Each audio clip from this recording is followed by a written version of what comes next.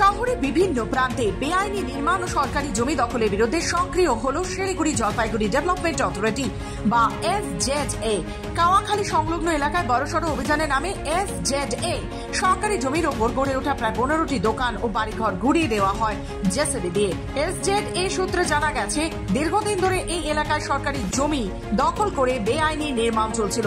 বারংবার নোটিশ পাঠানো সত্ত্বেও অভিযুক্ত দোকান ও বাড়ির মালিকেরা তার অগ্রাহ্য করেন। শেষমেশ প্রশাসনের তরফে কড়া পদক্ষেপ গ্রহণ করা হয়।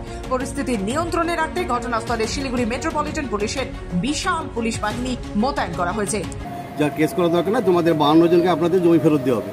তো সেই হিসেবে এসে আমরা লাস্ট 2017 আমাদের জমিটা রিটার্ন দিয়ে দিয়েছি।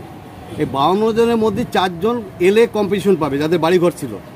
অজন্তা বিশ্বাস, তৃপ্তিধর চৌধুরী, নবোদয় এন্টারপ্রাইজ, দীনেশ হাওলদার, জ্যোতিষ শর্মা, এই পর্যন্ত কম্পিটিশন পাবে।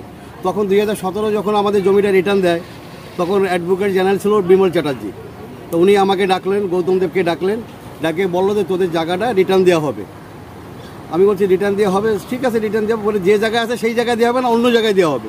আমরা যেছি, তখন বললো যে তোরা, তখন আমরা 17তে একটা চিঠি দিয়ে সরকারের এজেন্টকে আমাদের কিছু টাকা পয়সা দিয়েও বাড়ি করার জন্য, কারণ আমরা হাইকোর্ট সুপ্রিম কোর্ট করছি, আমাদের অনেক লজ হয়ে গেছে, ক্ষতি হয়ে গেছে, টাকা দেওয়া হোক।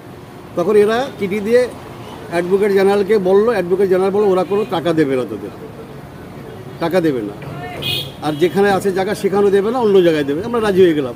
কিন্তু এলএ কম্পিটিশনে যে 5 জনেরটা পাবো, সেটা এরা ক্লিয়ার করে অ্যাডভোকেট জেনারেলকে পাঠায় নাই। এখন আমরা জায়গা নেওয়ার সময় আমরা বলছি আমাদের কম্পিটিশনটা দাও, বলে আপনারা তো কোনো গভর্নমেন্ট কম্পিটিশন পাবেন না। মানে একজনেই বদমাশি করে, সে আমার কাছে অন্যায় স্বীকার করছে যেটা আমাদের ভুল হয়েছে। সেটা কে?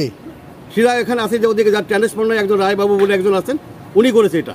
শিলিগুড়ি থেকে নিজস্ব প্রতিনিধি রিপোর্ট, খবর বাংলা।